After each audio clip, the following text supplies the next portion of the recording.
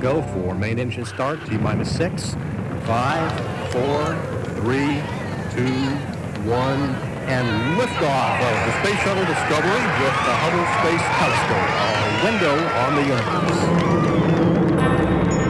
NASA's promise, a window on the universe. As it turns out, our view is blurred. NASA headquarters 2 months later. The conclusion we've come to from that is that there's a significant spherical aberration appears to be present in the optics, in the optical telescope.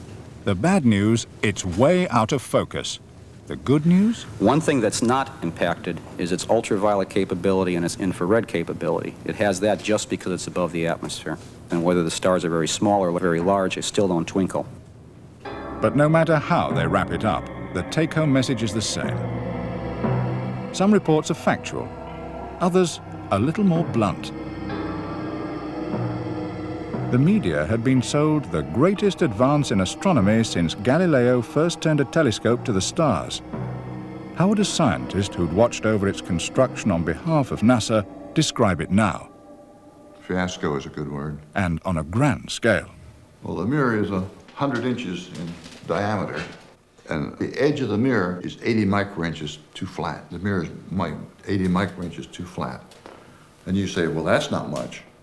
But 80 microinches in modern optical technology is a mile.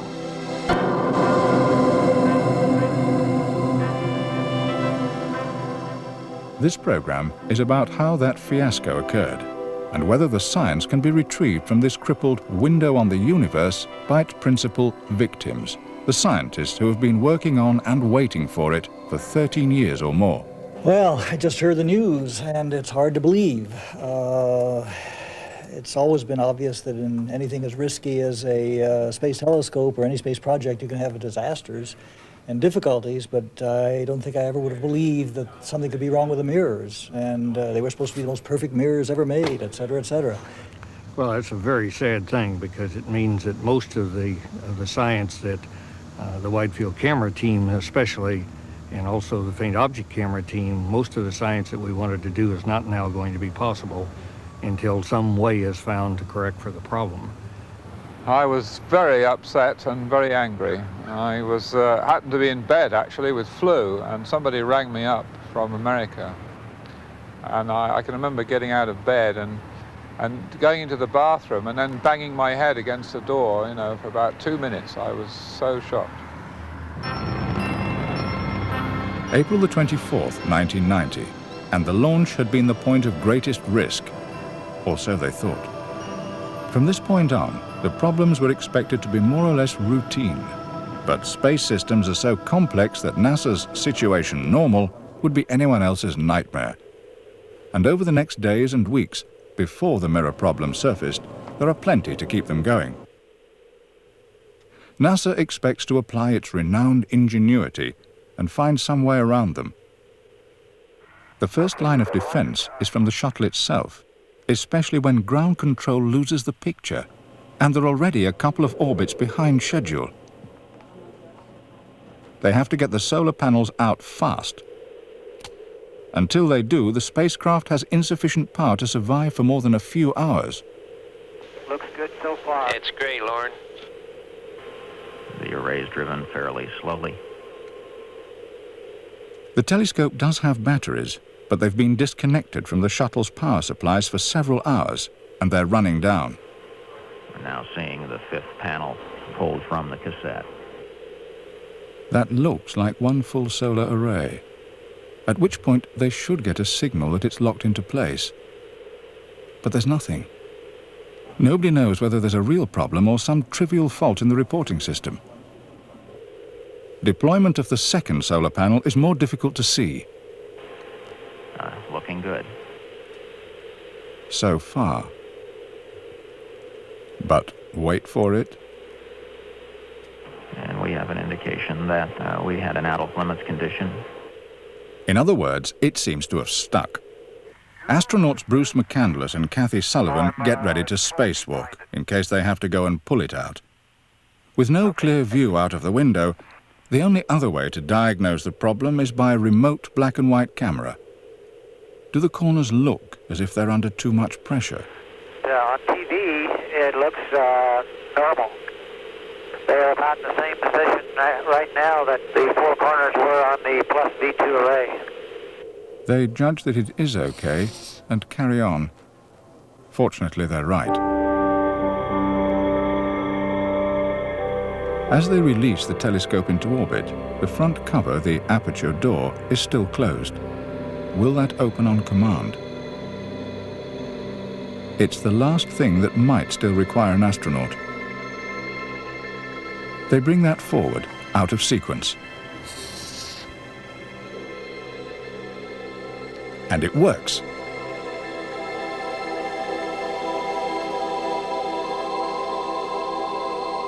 Control can now be handed over to the NASA Goddard Space Flight Center in Maryland.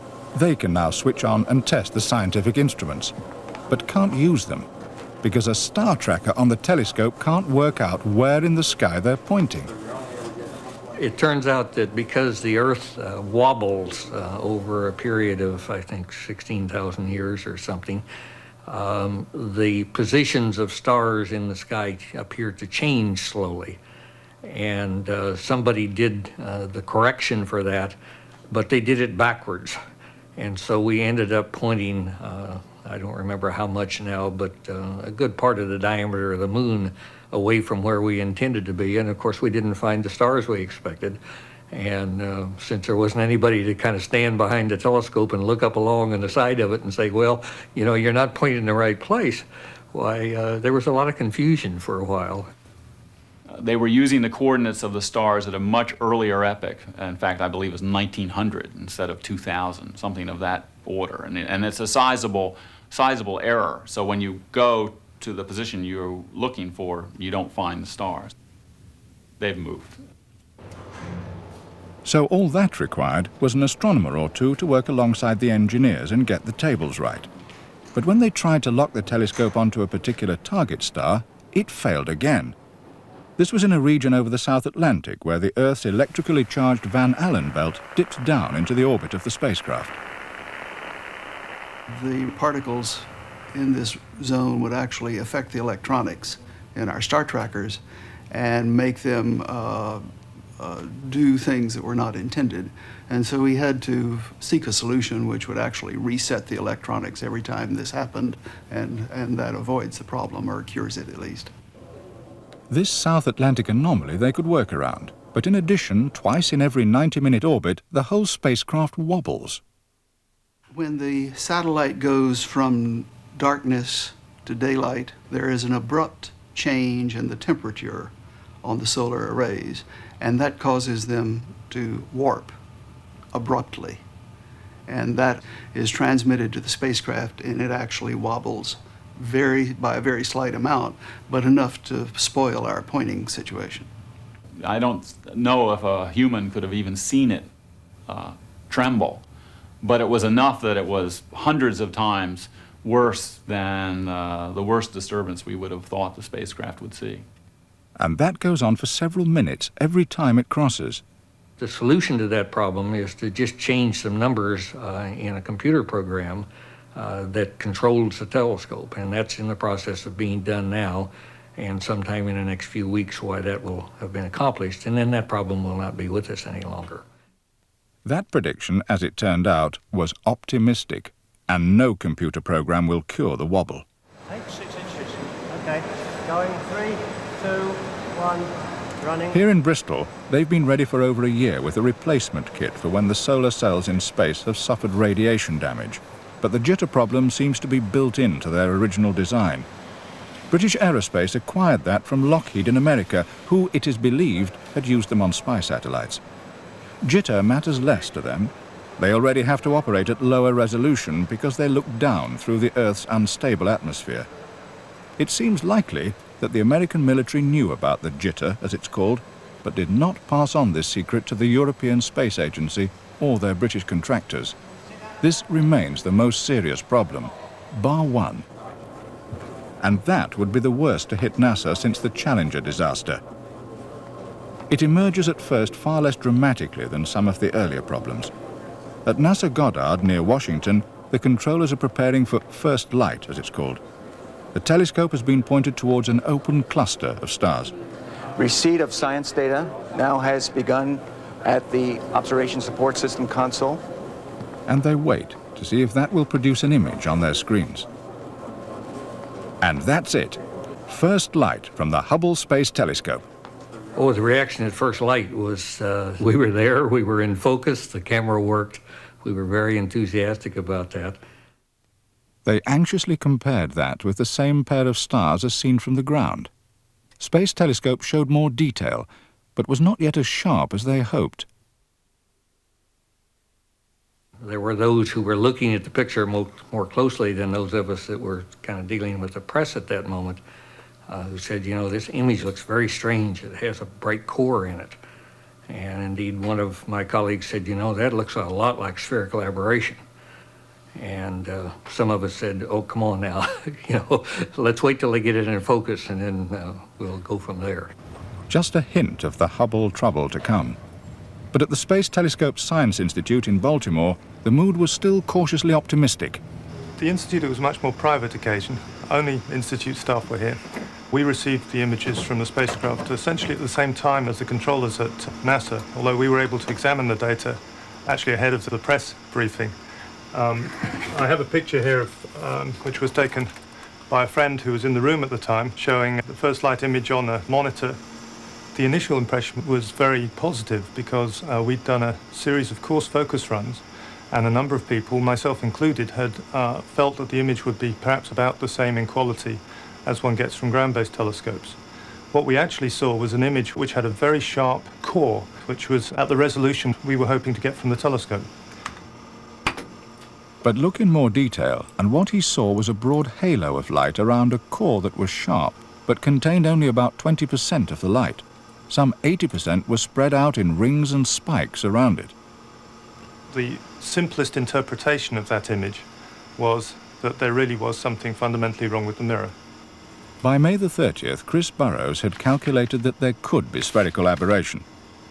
To make absolutely sure that it really was a mirror, not, for example, something wrong with the camera, they needed one final test. In fact, there are two mirrors, and to focus the telescope sharply, they could move the smaller secondary mirror backwards and forwards, or to a different angle, and they could bend either mirror a little, with devices called actuators. The wide-field camera team provided the images at each stage. Well, the ultimate test that indicates spherical aberration is with a healthy mirror, you get an image out of focus on one side that's a big donut-like shape, and as you bring it into focus, it sharpens up into a very sharp point, and as you go out the other side, it turns back into a donut again. When we took that series of images, that is not what we saw. We saw a very big, blurry image on one side, and we ran through focus, never attaining a particularly sharp image, and came out on the other side with a very sharp ring. We should have seen an image that looked the same on both sides of focus. The image on one side of focus looks very, very different from the image on the other side of focus. And you can go look in many textbooks, and this is a classic symptom of spherical aberration. Then the great hope was that, well, maybe the mirror actuators would be able to fix this. And so a quick study was made by Hughes to see if that was possible. And the dark day was when they came in and everybody gathered together on a Monday afternoon, put all the data together. They announced that they could fix maybe 1/10 of it by that technique. And at that point, we knew we were in terrible, terrible trouble. Black Monday, really Black Monday, yes. And to make matters worse, they had to call in the press. What are the possible things that could have happened to make this mirror not look like, a spherical mirror? If you look at the images and you look at the way we can mathematically reproduce them, they're so textbook clear that it was done, I hate to say this, but on purpose. I mean, it was done very carefully, but it was done to the wrong figure. I want to see how many straws there are on this camel's back. You've already got a telescope that still suffers from vibration problems, that in effect has a temporary lobotomy every time you go from light to dark, and now you have this additional problem. We're talking to you today about a problem that really, as far as we're concerned, is an isolated problem in the image quality, and the other problems that we currently have, we fully anticipate will be cleared up. The fact remains that this was the ultimate screw-up. There had been no final test of the whole mirror system, that was supposed to save money. At their headquarters in Washington, NASA is thrown off balance by the ridicule as they confront government and Congress in 3 committees that rush to investigate NASA's record of failure and its future. In the wake of the Challenger disaster, it quickly became apparent that NASA had neglected its mandate for quality control. I believe that it was a mistake not to build into the bids the requirement of a final assembly test on the complete telescope as it was to be configured once it was put into orbit. Now, what do you think in retrospect, Mr. Thompson? Well, in retrospect, I think some type of test, and it may be an all-systems test, would have been the right thing to do. Well, you know, I'm just guessing, but I suspect that we'll be able to look back on this and figure out some kind of test. now, you said that the Hubble problem will be fixed in quick order, if I remember your statement correctly. What does quick order mean? We've been told it's at least 3 years. Well, You think it might be sooner than 3 years? Yes, sir, I do. How soon? Well, until I know what the... We're just guessing. We're guessing. But they too have questions. In what's getting to be NASA's standard operating procedure, they appoint a team that includes some independent experts. The job is to find out what the error is, that is, what has happened during the fabricating process of the telescope that has resulted in the on-orbit problem, to find out how it occurred, that is, where in the process and what error was made that would cause this mirror to be flawed, and then to answer the question, why wasn't that detected before launch? Which would be a good question to ask Bill Fasty, an optical expert whose 13 years association with the project included watching over the manufacture of the mirror on behalf of NASA. We saw the results of their test, the results that came out of that system. We didn't go into the plant and watch them do the testing. That was beyond our scope, and it was not really our responsibility. I don't think it would have even been allowed. To get the project through Congress in the mid-1970s, NASA had accepted low bids from contractors who, it is generally believed, ground mirrors such as this for the American spy satellite program. The mirror would go way above the Earth's atmosphere, where it could receive and in principle sharply focus not only visible light, but also the much shorter wavelengths of ultraviolet, which is normally blocked by the atmosphere. This much tougher job soon fell behind schedule. When at last the incompletely tested optical assembly was shipped to another military contractor, Lockheed in California, NASA had obtained more money from Congress and was back on some kind of schedule. Most of the scientific instruments, developed by teams led by astronomers, were installed without problem. But NASA's access to both prime contractors was limited by a deal with the Department of Defense. The former Perkin-Elmer plant has changed hands. As Hughes Danbury Optical Systems, it's now under the uncomfortable scrutiny of 3 NASA men, 3 independent experts, and 1 European observer. We got interference rates. NASA Public Information, as it's called, has done its utmost to keep the media out, but without complete success. The investigators are searching for fossil evidence of events 10 years before. What they found was that a single piece of faulty equipment had been used not only to make the mirror, but also to test it. Now, are these interferograms that you had analyzed independently at Arizona? No, I've never had these before. I was looking for an additional set, which are the refractive ones with the curve. To the assembled team of mirror experts, this investigation was an astonishingly simple task. One of the most amazing things of going to visit the manufacturer was the complete test setup used to make the telescope was in place, essentially the same as the day they walked away from it when they finished making the mirror. They used what's called a null lens. The null lens is the tool we use to see if we've got the right shape. And it measures the surface of the mirror by reflecting light from it, and if we have a null lens set up here, then the mirror might be 30 feet below this lens. But we need to send the light rays down to the mirror in exactly the right form. And these 2 lower elements are where they got it wrong. What you have to do to make a null lens work accurately is get these spacings exactly right in the lens. And In the case of this lower lens, they had to get precisely a spacing between these two levels. And rather than just simply measure that with a ruler, they used a method with a microscope that would focus very precisely on the end of a measuring rod. And when they were focusing on the end of the measuring rod, there was a little mask on the top that was supposed to help the focusing microscope see exactly the end of the rod. And instead, the microscope picked up by mistake a level of the mask which was a millimeter higher. So in that way, there was a millimeter error made in the spacing. So this lens was moved down by a millimeter. And that could have been discovered just by checking with a ruler, and that was evidently never done. But even more than that, optical tests were made later on, which clearly in their data show the mistake. It's not a subtle effect, it's completely obvious. And that data which showed the mistake was discounted simply because people couldn't believe that the original manufacturer was incorrect. So one's jaw still drops at thinking of how many opportunities there were for this error to have been seen that were missed. If I put these glasses on the back of my head, I can see much more clearly. In retrospect, it turns out that there was not the proper cross-check in the original NASA program that described how they were going to do this job. It just wasn't there. And I don't understand that. I don't understand how NASA always does it. There's always a crucial check that says, by gosh, there's no mistake. And it wasn't there. And we didn't know it wasn't there.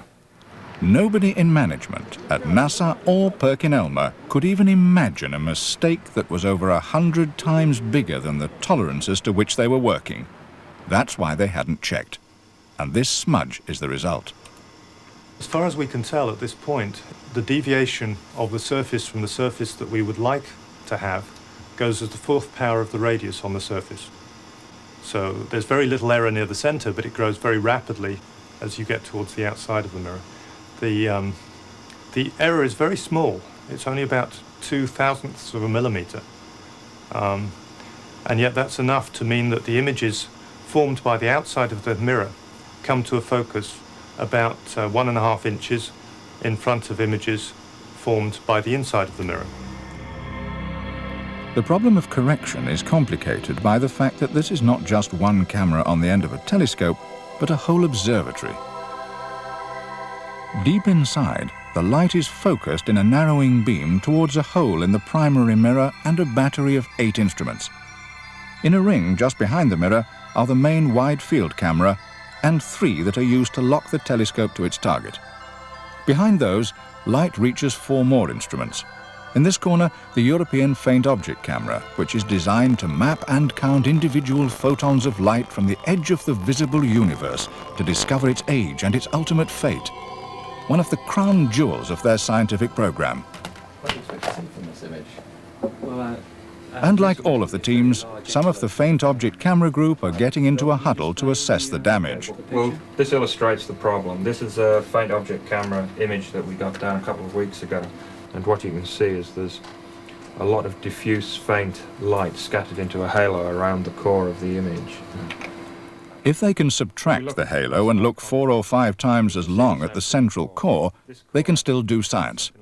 And fortunately, the ultraviolet, which we can't see from the ground, is just as good. The UV response, and this is one of the first ones we got. And we still see the sharp core and these rings around the sharp core. Relatively few programs that we had in our original list probably will suffer to the extent that we shouldn't attempt them, but the rest, I believe, can be done, and it's just a question of selecting from them, accounting for the extra exposure time needed. But there's an alternative. We could think of putting an optical corrector in front of the faint object camera to make good the errors in the telescope. And because of the clear quality of the telescope, although the figure is wrong, it's very easy to define. Quite a simple corrector will do it. Now the question is really, is the current processing methods, are they going to allow us to get very good images? And I feel they are, actually, looking at this profile. And maybe we should concentrate on those in the early stages of the observing Yes. cycle, because I think that's probably where some of the best science is going to come from. Another box of tricks that's badly affected measures the intensity of light over 1,000 times a second, which we can't see from the ground because of the twinkling of the Earth's atmosphere. First indications are that more than half this team's observations can still be achieved, but with difficulty. As far as some other programs, there's nothing that we can do. I mean, we can't, there's no point in trying to observe the Vela pulsar. It just takes too long. It's, we lose the faint end. We lose the observations requiring the highest accuracy, like trying to determine or trying to observe a star, a single star, actually cool, like the central star of a planetary nebula. Right. That's right. That would have been nifty to try. But that's, you know, that's I've been gone. thinking, the thing I really think that we've lost is because the dynamic range, we'll still see interesting things in the data, but because the noise is going to be so much higher than it would have been, a lot of the surprising results that we wouldn't have expected, that would have been apparent way above the noise. That's right. Will now, if they're there, be just at the level of the noise, so you know, it'll be hard to convince yourself that it's real. Next problem area. Light picked off from the exact center of the field is fed by a complex pathway to a group of camera chips that can build up pictures by a technique first used in the spy satellites and bring them back to the ground. The 18-member scientific team led by Jim Westphal expected so much work that they set up an outstation where astronomers could gather from all over America to divide and examine their spoils. It probably precludes us from doing something between 80 and 90% of what we intended to do until such time as the problem is fixed. And the present planned fix for that is to replace the present camera with a second generation wide field camera. And that's somewhere like 2 or 3 years from now. From long before the launch, NASA had set up a kind of insurance program, and we're already building an improved spare. There'll be some modifications, for example here. We're planning to remove the mirror and replace it with a two-plane mechanism. An angled mirror sends light to the tiny mirrors inside the camera. And one way of correcting the fault is to regrind 8 of these to a new optical prescription to get it back in focus. When do you need the prescription? Well, we'd like to have it in hand so that we can give it to this company by the middle of January. 4 of the 8 fold mirrors will have to be modified also with some curvature put on the planetary camera. It's important we get going because so much of the rest of the camera is ready to go. The CCDs we have in hand. How tight's the alignment of all of this stuff, Phil? Well, with this new mirror, the alignment is going to be much more critical. But even if it works, it only corrects one instrument. Of the others, that least affected by the mirror problem is one of the spectrographs. This takes visible and ultraviolet light and spreads it out into a finely detailed extended spectrum to reveal the chemical composition of stars far more clearly than ever before. Curiously, this team seems more cheerful, even though they've yet to get a good spectrum. The acquisition of the guide stars didn't work, but we know now why. The Defined Guidance System tried to acquire the guide stars in the South Atlantic anomaly during the Terminator crossing from night into day. Joe Ryan said, this isn't going to happen again. Probably not a good idea. So, not a good idea. That made it impossible for them to fix on a star.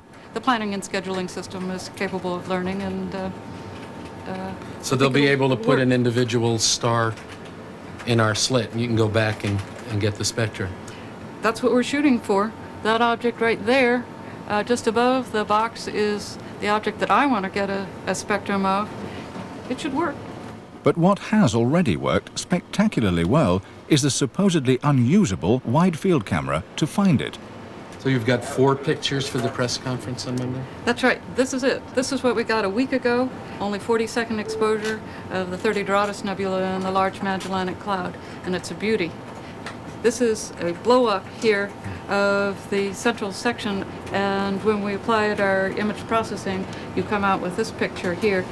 You're never going to see anything that good from the ground, I guess. This is actually a very good picture taken from the ground. That's really very nice, but you can see this is all on the same scale. It's a blob. That blob is this flock of geese heading south. They see a clear V-shaped formation of stars. The people were expecting thousands of pictures. They're going to see hundreds and hundreds of ultraviolet spectrograms. Only thing is that it's going to take longer. We're still going to monitor flare stars. Stars like the sun, only much more powerful flares. We'll still be able to look at very hot stars. We'll still be able to look at the nuclei of galaxies. We'll still be able to look at stars in other galaxies. We're ready to go. Just give us the observing time. At last, something positive for NASA headquarters to present to the media. The limitations are still admitted. We could go fainter if we had the full performance of Space Telescope. But in a cluster like this, we don't have to go too faint. Jim Westphal, at one stage among the most despondent, can now happily give credit to the team that borrowed his camera. There, the circular ring. No. In our shop, that's known as Sally's ring. And it's truly a golden ring. And so we think that's kind of fun. And the conjecture, by the way, is that those stars may be the product of a little local explosion, and then around the edge of the explosion, all these stars form. Now, that's conjecture at the moment. And that's very encouraging to us. The NASA plan had always been for 5 or 6 months engineering work in orbit before the instruments would be handed over. Now it's becoming clear that some science will be attempted early, if only to get stories to reassure the media, the public, the politicians, and of course the astronomers themselves. Every morning I read the paper at breakfast and there's something about the telescope. And I can sit there and evaluate it in my groggy state, over a cup of coffee and decide, oh, that's baloney or that's a good story. But every morning I read about my own job in the newspaper. And, astronomers aren't supposed to do that. Astronomers are supposed to be working in, small groups, 1 or 2, 3 people, the Lone Ranger type where you drive up to the mountain and use a telescope on a dark night by yourself. But to see yourself in the media every day is unprecedented. And I don't know if I'll ever get used to it. I hope I don't, because if Space Telescope does what I think it's going to do, it's going to be in the media attention for years to come. The wide-field camera team carry on by looking at a fuzzy elliptical galaxy. They can record a great range of intensity, so by manipulating the picture, can locate a sharp increase in the density of stars around what should turn out to be a black hole. And this, first seen from the ground by comet hunter David Levy. Is that a comet? The wide-field camera says yes, with a cloud of gas around it, but no obvious tail. The greatest excitement for astronomers in recent years was a supernova, a catastrophic death of a star, which flared up in the southern skies. In its first scientific observation, the European Faint Object Camera was turned to the remains of that explosion. 3 years later, the shockwave is still traveling outward, and what is now a truly faint central object can be compared with a star of similar brightness, which confirms that they're seeing an expanding cloud of debris. A first small success for NASA's European partner. But so far, they've had little say in what's to be done to recover the telescope's full potential. As a courtesy to the European Space Agency, the second meeting of a new scientific strategy panel is being held in Europe. Astronomers and scientists gather to examine not just what NASA's engineers have offered them so far, but any idea, however crazy, that would allow the original scientific objectives to be recovered. The product of this panel is going to be a report to the director that we're going to publish at the Institute, and it's going to be a widely disseminated document that will lay out what was the process that we went through, what were the options that we looked at, and what are our conclusions. Engineering advice on what's possible in space will come from NASA's former mission specialist. Well, my intent is not to place any restrictions on the flow of ideas. You've got to understand that this is the first group of which I'm aware that is seeking to determine what the scientific community, what the astronomers who are actually using the telescope want to do. Once we determine what the scientific community wants, then we can determine how to implement it, whether the first option is practical or whether you have to fall back to the second option. But to date, we've all been speculating on putting lenses here or mirrors there or here without really having the background as opticians and as astronomers to know what the merits were. They've all politely listened to the latest idea from NASA project management to bring the telescope down, change the secondary mirror, and get it back up, all in 6 months' promise. But here, that's just one idea among 30 or more. The first few act on the primary mirror itself. Number 1. Which we've listed as mechanical correction or deformation. Install stronger jacks and bend it more. But would it break? Or heat it round the edge so it bends itself? That might work. A second group of ideas is introduced by Chris Burrows. This I see is a full aperture corrector, which is obtained by mosaicing. A huge, almost flat lens across the front. Problem: glass won't let the ultraviolet through, and materials that will are almost impossible to work with. But there is a common substance that will transmit the ultraviolet. So the cartoon, not very good at it, but basically shows the front end of the telescope, shows the, I've been thinking about calling it a gas bag, but that's bad news. So balloon. That might correct the optics. It might also get punctured by a micrometeorite. Roger Angel, who designs mirrors, has a better idea. Aspheric flat in front of the telescope. I don't have a picture of that in the... He wants to attach a mirror to the inside of the aperture door. Call it the Hubble Space Periscope. Observers have come over from NASA. They would have to implement any agreed solution. But first, how does their own idea rate? This is replacement of the secondary, just as a straight correction of the spherical aberration, just where it is. But this introduces a second kind of distortion, even worse. So it's quickly dealt with. My view is that it's been put in the list to be shot down, and my recommendation is that we should discount it. Sorry, NASA. Try something more complicated. This is the 3 aspheric plates in the stovepipe.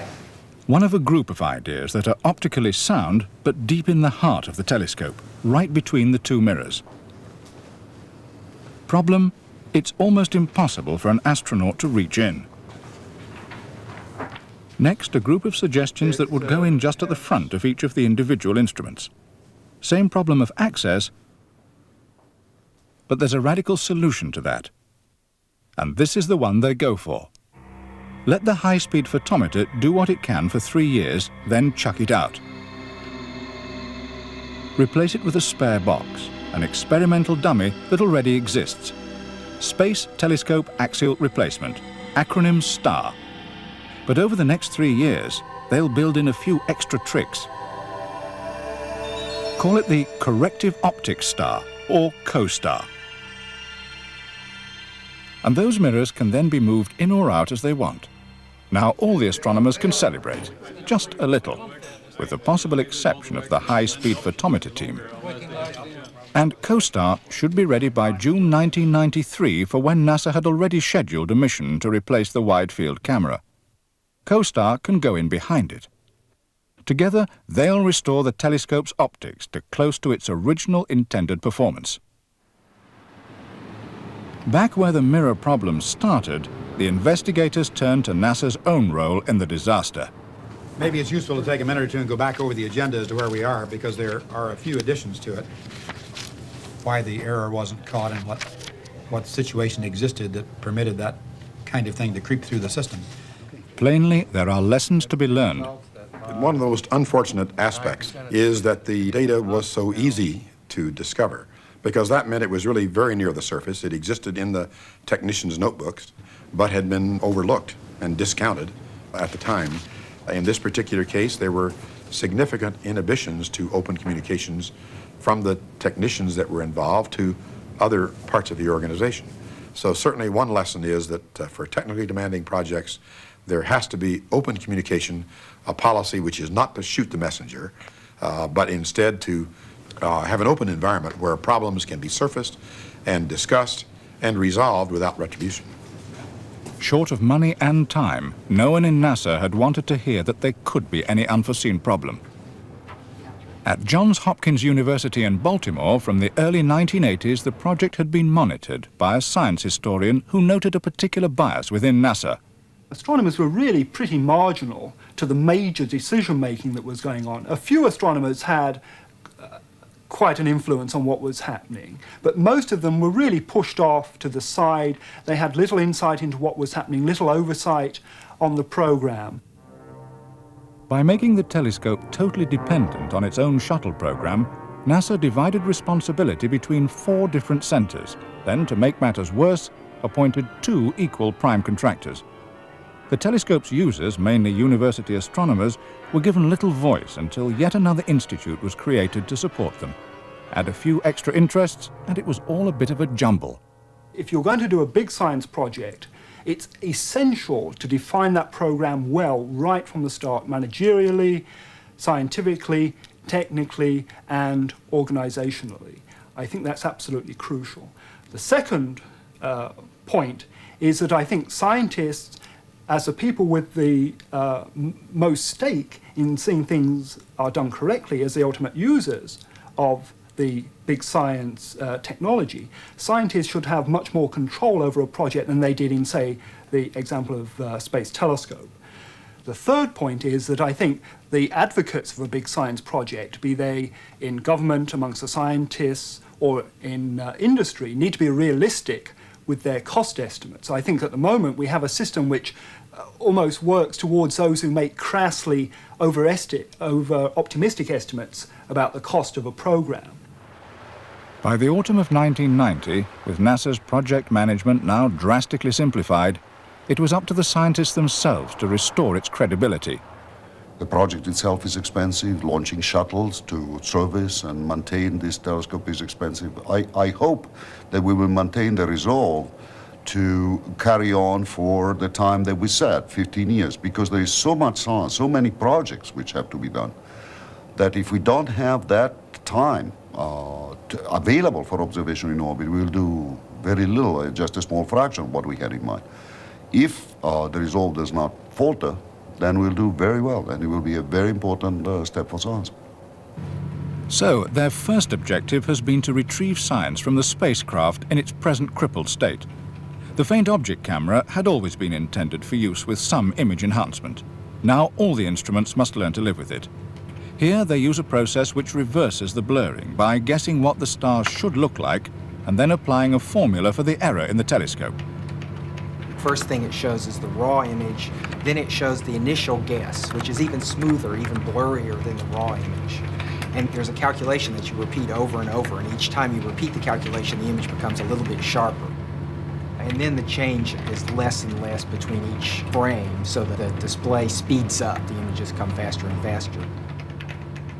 Deconvolution, they call it, and there are various ways of achieving it. We've had a lot of people offering to help or offering to sell us their programs. You know, there are a fair number of people who saw this as an opportunity to make money, but there have been a lot of people who just have expertise in image processing from a lot of different areas. And one area is medical imaging, devices like CAT scanners. And they have done a lot of work on problems which are relatively similar to the Space Telescope problem. Relatively similar. But for the wide field camera in particular, the problem is much worse. It turns out that the calculation is different for every point on the screen. They were dismayed to discover that what worked well for a star up here, for example, produced an imperfect image lower down. For the star cluster, the previous calculation is quite wrong, although over a field of about this size, the effect is much the same. But they can finish up with a different picture for every different point they start from.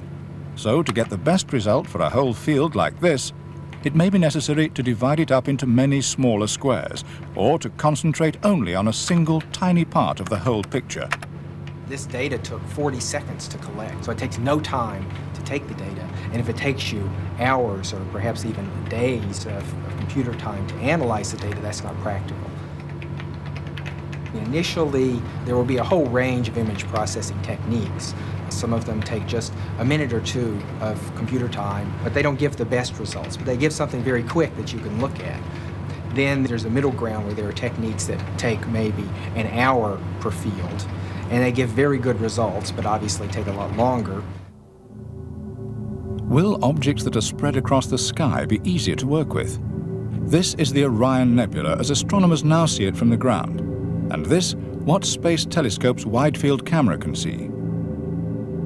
The blue is oxygen, green is hydrogen gas, and red sulfur vaporizing out near the surface of that dense cloud. And detail never seen before, a trail formed as the cloud sweeps past a newly formed star. The best previous pictures of the planet Pluto hint at the presence of a moon. The faint object camera separates them distinctly. This animation made before the launch accurately predicted the resolving power of the telescope. Image enhancement is simpler for this camera, but the faint objects themselves are more difficult. What we've been really trying to do is to feel our way to see what we can do, doing some of the hardest things we might try to do. Then we've been processing all this data using computers and mathematical techniques, statistical techniques, to see how far we can go. And so we've got a pretty shrewd idea now that there are some programs that we simply can't do. For example, we wanted to find the galaxies, the fuzz galaxies in which quasars live. That fuzz can just be seen around the central quasar, an object that's far more powerful than a normal galaxy and should be a single sharp point of light. But with the mirror problem, a sharp point looks like this. They can subtract one from the other, but still can't get rid of all the effects of the mirror. We just can't do that. No amount of dodging around with computers is going to make any difference to that. On the other hand, we have done some exciting things. The gravitational lens, for example. This is a single brilliant quasar, directly behind a massive galaxy which bends its light to make 4 separate images of the quasar. It's called the Einstein cross. When I saw it, I was thrilled to bits. I thought, my God, you know, there's supposed to be a 5th image in this gravitational lens. All the theories of gravitation tell us there should be a 5th image. Well, we can look. In a way you couldn't do from the ground, we can look for that 5th image and we don't find it. And so we've actually done some quite interesting science. We've just finished this afternoon writing a paper on this. We don't know exactly what that means at the moment, but that's exciting, no question about it. They'll also be refining their techniques for displaying what they find. Here, the 2 small dark spots in the middle are a double star interacting in a series of explosions which pour elements that are essential to life, carbon, nitrogen, oxygen, out into the interstellar medium.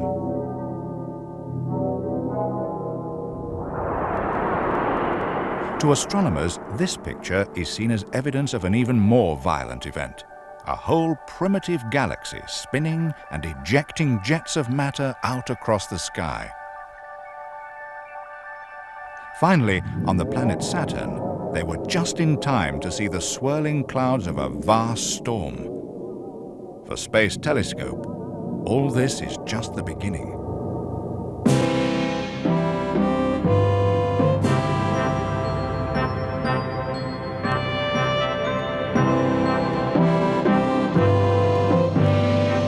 Space Telescope should be back to full strength by 1993, with new, far more powerful instruments to follow.